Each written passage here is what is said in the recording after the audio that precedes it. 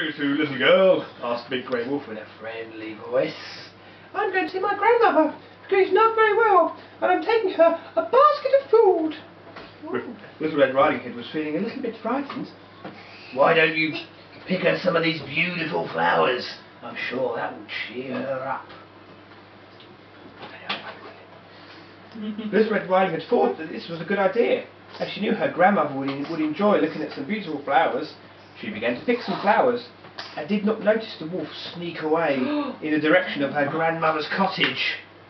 Oh, that's a lovely flower. Oh, that's a lovely flower. Oh, lovely, lovely flower. So the Big Grey Wolf soon found the grandmother's cottage, and through the window he could see her sitting on her bed.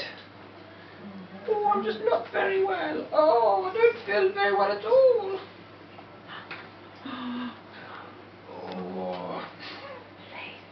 He's behind. Yes, there's nobody there. So the Big Grey Wolf found the grandmother's cottage and she could see her through the window. He's behind you. He's behind you. Boo. Oh, that's it. He knocked on the door. Come in, my dear.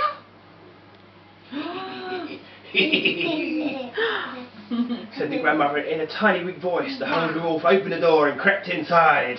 The grandmother knew that something was wrong and quickly jumped out of bed and hid in the wardrobe. I'll deal with her later. He knew that Little Red Riding Hood would soon be arriving, and he put on a nightie and a bed cap and jumped into bed. Right. We're just quickly doing a quick change. Quick intermission.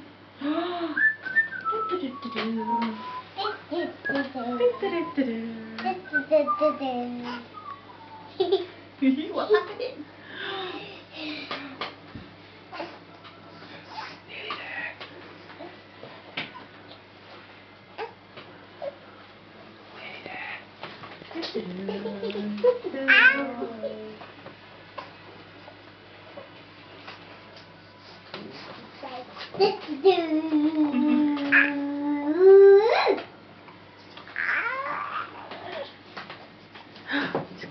Dressed up as Grandma. Grandma. Dressed up as Grandma. And he jumped back in the bed when he put the nightcap on.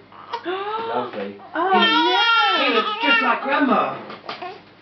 So soon Little Red Riding Hood came and knocked on the door. Come in, my dear. Said the wolf, and he hoped that he sounded just like Grandma. Little Red Riding Hood opened the door.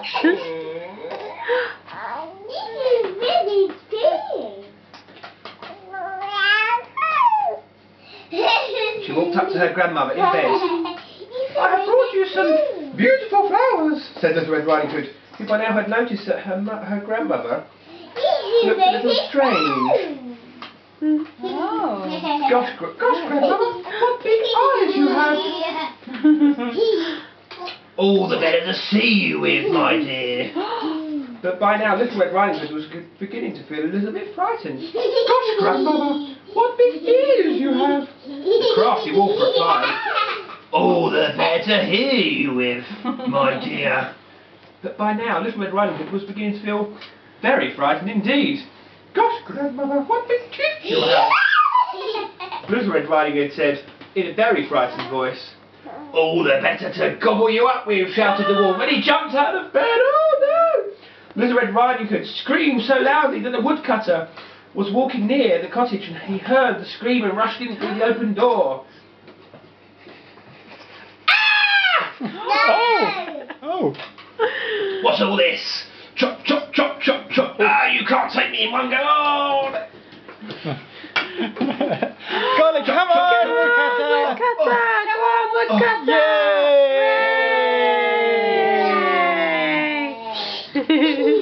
Hooray! Hooray! Oh. Where's Grandma?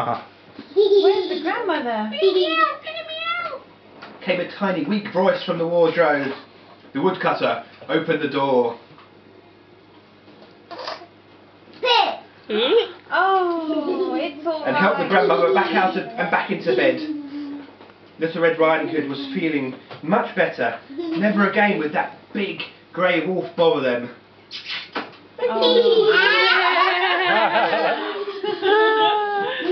The end. Oh, I think they all need to take a bow. Take a bow. Big clap, girls. And Big we clap, have Little Red Riding Hood. Yay! And we have the big bad wolf. Yay! And we have Grandmama. Yay! And the woodcutter. And the puppet master. And the puppet master. Yay!